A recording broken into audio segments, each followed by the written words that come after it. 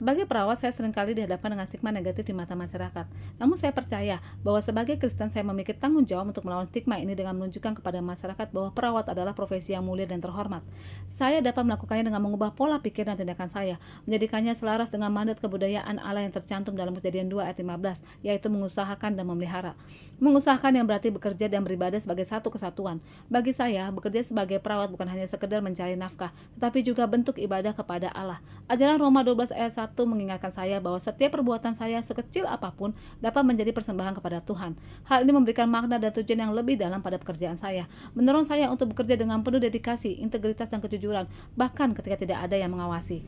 Memelihara yaitu melayani dengan kasih dan ketaatan.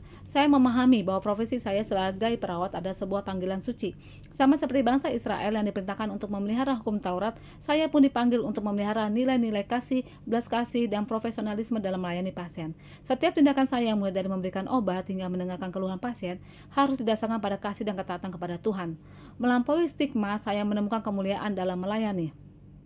Dosa dapat mendistorsi pandangan kita tentang pekerjaan, membuatnya menjadi tidak menghasilkan tanpa tujuan, egois, dan bahkan menjadi berhala. Namun Injil Yesus Kristus telah mengubah hidup saya, memberikan wawasan baru tentang makna dan tujuan pekerjaan. Efesus 2 ayat 8-10 mengingatkan saya bahwa keselamatan saya adalah anugerah dari Tuhan, dan saya dipanggil untuk hidup dalam perbuatan baik yang telah dipersiapkan Allah sebelumnya. 1 Korintus 10 ayat 31 dan Kolose 3 ayat 23 mendorong saya untuk memuliakan Tuhan dalam segala hal yang saya lakukan, termasuk dalam pekerjaan saya sebagai perawat. Dengan berlandaskan kasih dan kemurahan hati Kristus, saya menjadi agen perubahan dalam memerangi stigma negatif perawat.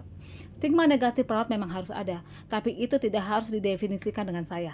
Dengan berpegang teguh pada iman saya kepada Tuhan dan memahami pekerjaan saya sebagai bentuk ibadah dan pelayanan, saya dapat menemukan makna, tujuan, dan kemuliaan dalam profesi saya sebagai perawat.